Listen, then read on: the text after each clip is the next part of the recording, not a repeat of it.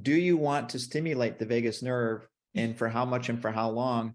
You can't just go stimulate the vagus nerve if it's like a little injured, animal. Right. You can't stimulate a carpal tunnel. You don't just stimulate the wrist in somebody with carpal tunnel. What's going to happen?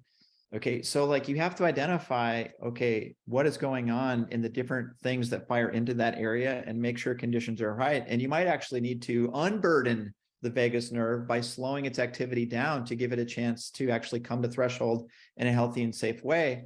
And that's something that chiropractic neurologists do very well. You're making me think about the nervous system. A lot of the times people have an autoimmune condition, but then they want to use herbs to stimulate the immune system. And it's like, no, not yet. This is not the time.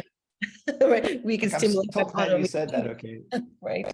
I'm so glad you said that, because like, here's the deal. 1 out of 6 people in the US have autoimmunity.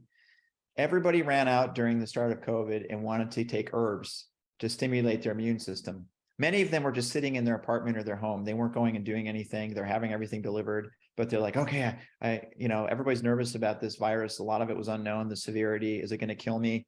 I'm going to go stimulate the immune system.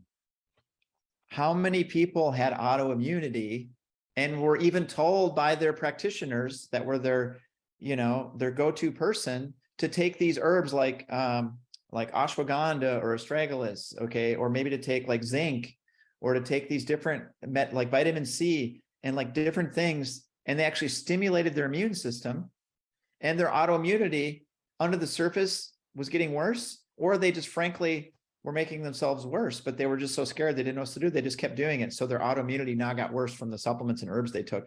I've seen a large number of people that reconcussed themselves and re-injured their brain chemically with the wrong supplement at the wrong time. So I'm glad you brought that up. It's a very big thing that I run into. People are taking the herbs that they think are the best for their immune system, but they already have autoimmunity, and stimulating the immune system without immunity is not the plan.